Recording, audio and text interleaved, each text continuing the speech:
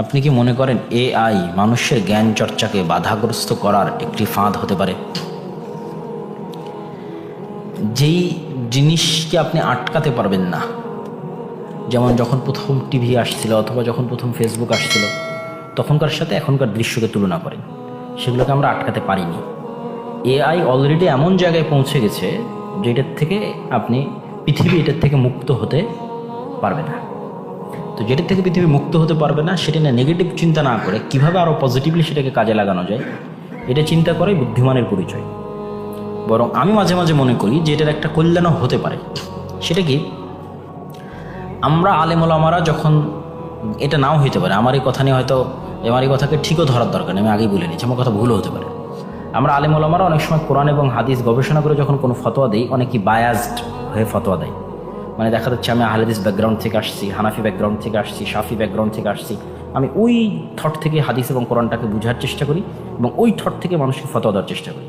তাহলে এআই যদি বায়াসড না হয়, হওয়ার কথা নয়, সেক্ষেত্রে এআইকে যদি আপনি ফুল নলেজ দিয়ে দেন, তাহলে দেখবেন যে হাদিস তাহকিকের ক্ষেত্রেও মতভেদ নাই, ফতোয়ার ক্ষেত্রেও মতভেদ নাই, কেননা সে তো বায়াসড না।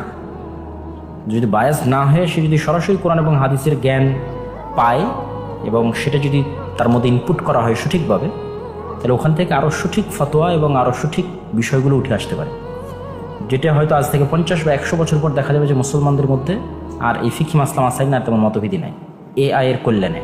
যেটা এখন থাকতেছে কেন, আমি আমার মতো গবেষণা করতেছি, আমার মতো ফতোয়া দিচ্ছি, আরেকজনের মতো গবেষণা করছে, সে তার মতো ফতোয়া দিচ্ছে, সবাই বায়াসড। যখন এআই এরকম জ্ঞান অর্জন করে ফেলবে, ঠিক আছে, এবং সে যখন বায়াসড না হয়ে ডিসিশন দিবে, তখন পৃথিবী ব্যাপকভাবে বৈপ্লবিকভাবে পরিবর্তিত হয়ে যাবে। তখন দেখা যাচ্ছে যে ইসলামের ক্ষেত্রেও হ্যাঁ হ্যাঁ তার মানে কি বুঝি না? হ্যাঁ হ্যাঁ আচ্ছা, আমি বুঝতে পারিনি কথাটা। আচ্ছা, ওটা পরে শুনতেছি। তো এরকম ব্যাপক বৈপ্লবিক পরিবর্তন আসতেও পারে, এআই নিয়ে আসতেই পারে, অস্বাভাবিক কিছু নয়। সুতরাং এটা সম্পর্কে নেগেটিভ চিন্তা না করে কীভাবে পজিটিভলি এটাকে কাজে লাগানো যায় সেটাই চেষ্টা করা উচিত। যেমন সফটওয়্যার আসার পর আমরা মাকতাবা শামেলা তৈরি করেছি, জামিয়া খাদিমের হারামিনা শরীফাইন তৈরি করেছি, এগুলো আমাদের জ্ঞান গবেষণাকে অনেক দূর আগায় দিয়েছে। এআই আসার পর যদি ইসলামী জ্ঞানের সাথে এআইকে কানেক্ট করা যায়, বিশুদ্ধভাবে ইনপুট দেওয়া যায় পুরো ইসলামী শাস্ত্রের সকল জ্ঞান, তখন দেখা যাবে যে আরও সঠিক বিষয় চলে আসতেছে মানুষের কাছে, এবং ওইটাই দেখা যাচ্ছে মানুষ দলে দলে অ্যাকসেপ্ট করতেছে।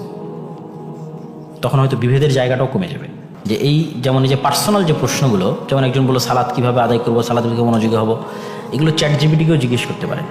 হাস্য করার জন্য বলতেছি না, বেস্ট অ্যান্সার দেয়, পার্সোনাল বিভিন্ন বিষয়ে বেস্ট পরামর্শ দেয়, খুবই চমৎকার পরামর্শ দেয়।